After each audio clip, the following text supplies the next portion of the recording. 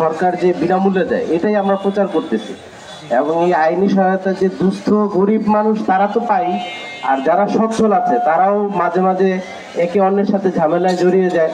তো মাঝে মাঝে দেখা যায় আমরা গ্রামের চেয়ারম্যান বা মেম্বারের কাছে যাই সালিশ করার জন্য, তারা হয়তো বা কোনো কারণে ভোটের কারণে বা কোনো কারণে বায়াস হয়ে যায়। তো আমরা তখন কি করি যে আমরা চাই যে একজন বিচারক তাদেরকে নিয়ে বসুক, তারা সচ্ছল, দুইজনই সচ্ছল, কিন্তু হইতে পারে কোনো জায়গা জমি নিয়ে ঝামেলা বা কোনো সমস্যা।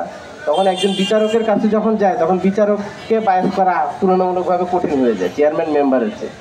তো ওই যে কোনো ঝামেলা হয়, দ্বন্দ্ব হয়, যে কোনো দ্বন্দ্ব আমাদের লিগ্যাল এইড আপোষ করে দেয়।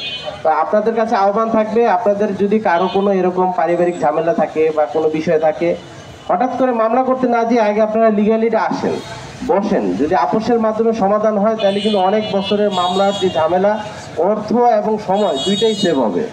হ্যাঁ, তো আপনাদেরকে সবাইকে আহ্বান জানাই যে আপনারা সবাই লিগ্যাল এইডের সেবা গ্রহণ করবেন এবং আপনাদের আশেপাশে যারা আছে তাদেরকে জানাবেন, এবং কোনো দ্বন্দ্ব উদ্ভব হলে আপনারা সরাসরি মামলার অ্যাডভাইস না করে লিগ্যাল এইড বা একটা মীমাংসার জন্য বসার জন্য আহ্বান জানাবেন। তো আমার এই বক্তব্য শেষ করে আপনাদের এই